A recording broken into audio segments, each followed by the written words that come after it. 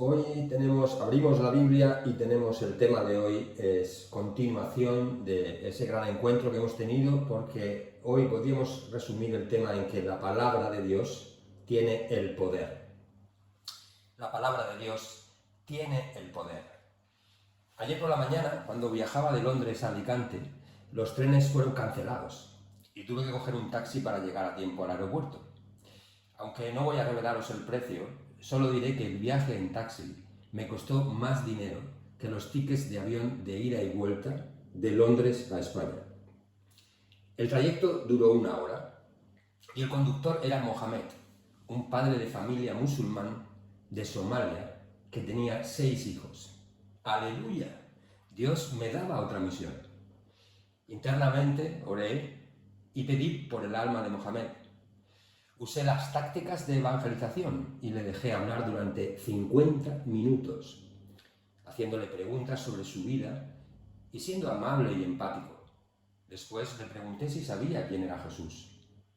Y me dijo que sí, que Jesús era un profeta, justo lo que yo esperaba. Ahora yo solo tenía que decirle que efectivamente él tenía razón y que Jesús era un profeta, pero que Jesús era mucho más que eso. Jesús es nuestro Salvador y además es el Rey de Reyes y el Rey del universo visible e invisible. Ahora yo solo tenía que decirle que efectivamente Él tenía razón. Durante mis años de servicio a nuestro Rey, Dios me ha ayudado a entender que la única posibilidad de que Mohamed se salvara esa mañana era si uno de nosotros abría la Biblia para Mohamed.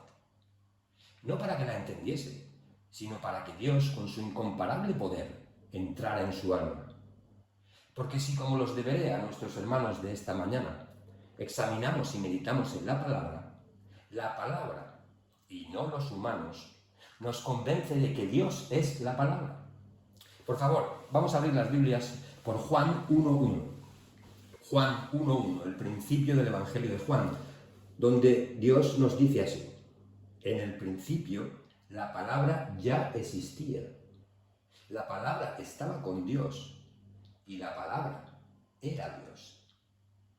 Yo estaba preparando esta charla que estoy leyendo ahora y me resultó muy fácil leerle a Mohamed exactamente lo que estaba estudiando para vosotros. Por supuesto, mi parte humana me decía: has perdido el tiempo, ahora ya solo te quedan 5 minutos. ¿Cómo va a entender Mohamed en 5 minutos lo que vas a explicar mañana en 15? Pues muy sencillo, porque la palabra de Dios es Dios. Y tiene poder para crear, y tiene poder de dar vida, y de penetrar en los diminutos corazones humanos. Y tenemos que confiar en eso. Porque yo no solo le estaba leyendo un breve texto, estaba usando la palabra de Dios. Porque yo era el instrumento que Dios estaba usando para penetrar en él, para vencer las fuerzas invisibles del mal y para rescatar a Mohamed de las tinieblas. Hermanos, tenemos el Espíritu de Dios. Y no fue por nosotros, sino por Dios que penetró en nosotros. Igual que yo empecé mi relación cuando uno de nosotros, después de escucharme por 50 minutos, depositó con gentileza la palabra de Dios en mi corazón. Una vez que estaba roto, quebrado e inútil, Él dejó caer suavemente la palabra de Dios. Y ese es el único patrón, esa es la única fórmula. Así que abrí la Biblia por Hechos 17, del 2 al 3. Hechos 17, del 2 al 3, y le dije: mira, Mohamed, esta es la palabra de Alá, o sea, de Dios. Y en ella explica cómo se recibe el Espíritu de Dios. Aquí tenemos a Pablo, un siervo de Jesús, rescatando almas para Dios, en Grecia, y usando solo la gracia. Pero fíjate bien, Mohamed, porque no usa ningún arma. No da sermones, no explica nada, solo usa la palabra. Lee la palabra, razona la palabra y explica la palabra.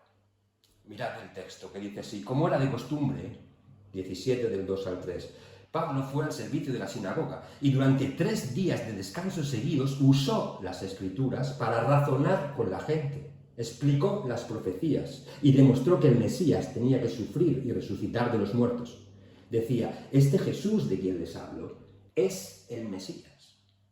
¿Lo ves, Mohamed? Según Alá, Jesús es más que un profeta. Es el Cristo en griego. el Mesías en hebreo y el Salvador en lenguaje actual. Y le dije a Mohamed, te invito a que si esto te ha tocado tu corazón, abras la palabra por el Evangelio de Juan y lo leas.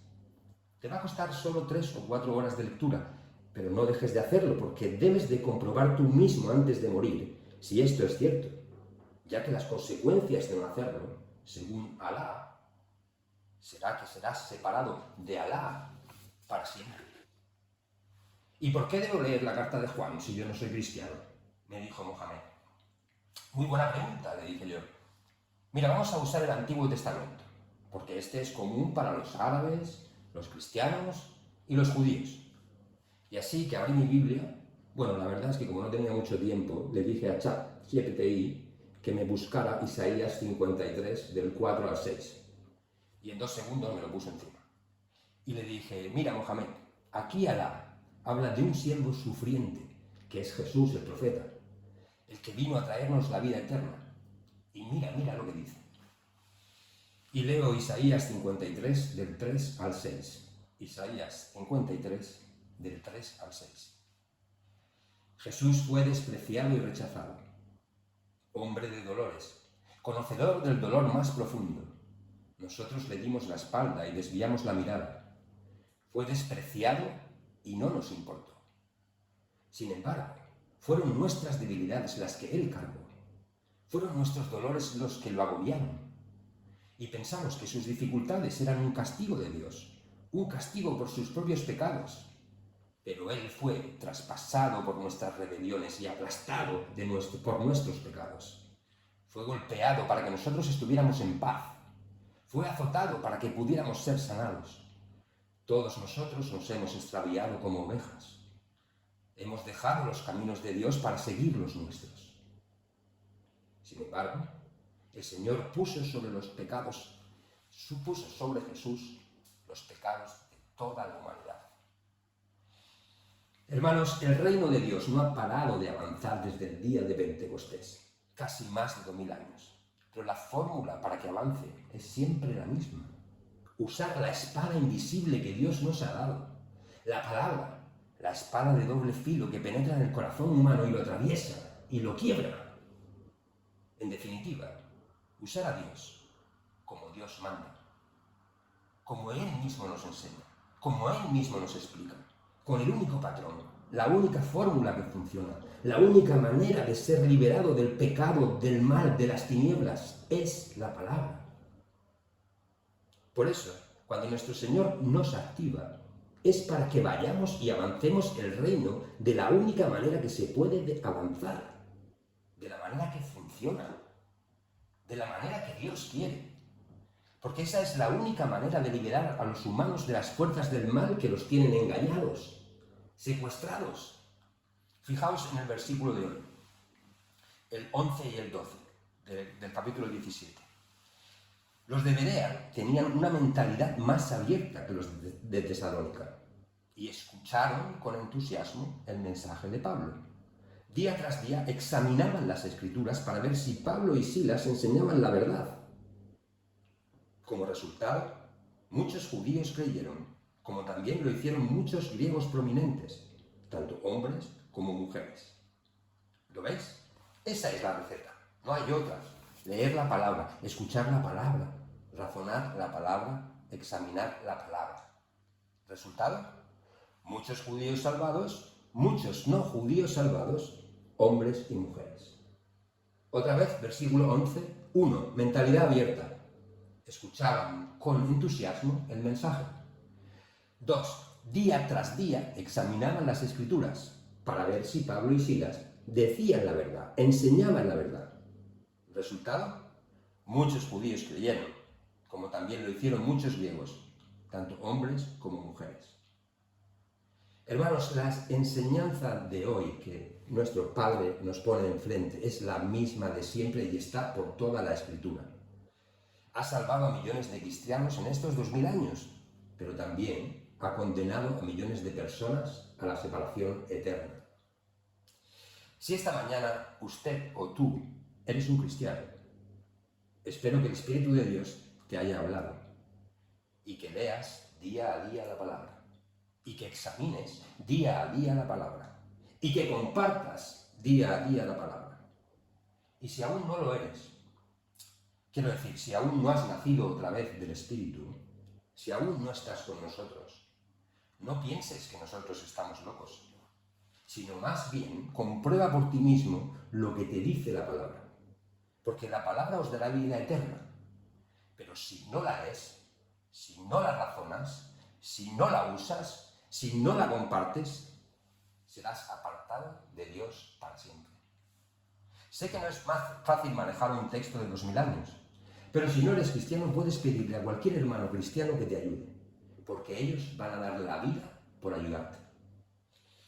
Ayer pagué mucho dinero por un taxi, pero el dinero no era mío, el dinero era de Jesús.